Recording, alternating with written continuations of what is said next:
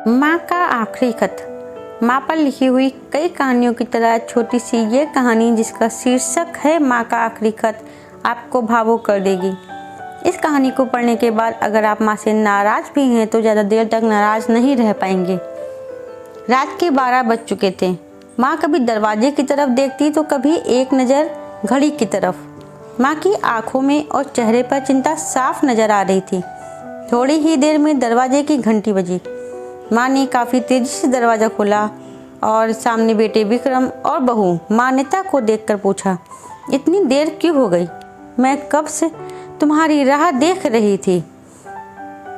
माँ, मैं अब छोटा नहीं हूँ, तुम मेरी चिंता मत किया करो। विक्रम घर के अंदर प्रवेश करते हुए बोला, बेटा कितना भी बड़ा हो जाए माँ के लिए तो छोटा ही रहता है।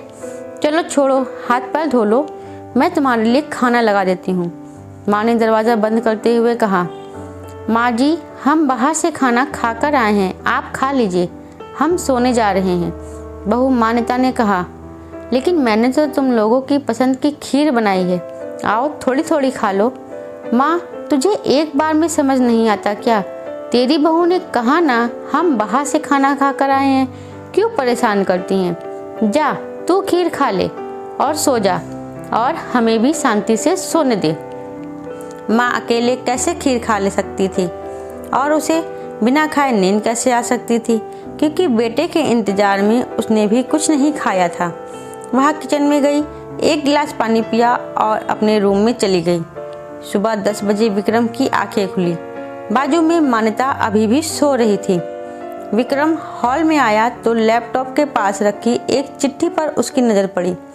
यहाँ चिट्ठी किसकी हो सकती है, यह देखने के लिए उसने चिट्ठी खोला और पढ़ना शुरू किया। मेरे लाल, तू सोच रहा होगा कि एक ही घर में रहते हुए ये चिट्ठी क्यों मैं तुम्हें बोल कर भी ये बात बता सकती थी। हाँ, बता सकती थी। अगर तू मेरी बातें सुनना चाहता तो बस गाड़ी की तरह तू आता है और कुछ ही पलों में निकल जाता है। खैर वो सब जाने दे। कल तुम्हारा जन्मदिन था, इसलिए मैंने खीर बनाई थी। सोचा कम से कम आज के दिन साथ में बैठकर खाना खाएंगे, मगर मैं ये बात भूल गई थी कि मेरा बेटा बड़ा हो चुका है, तो अपने दोस्तों के साथ पार्टी करके खाना खाकर आया होगा। चलो, मुझे इस बात की खुशी हुई।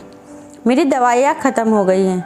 मैंने कुछ दिनों पहले तुझे दवाई की एक चिट्ठी दी थी, अगर वक्त मिले तो वह दवाई मुझे ला कर देना, मुझे थोड़ी राहत हो जाएगी।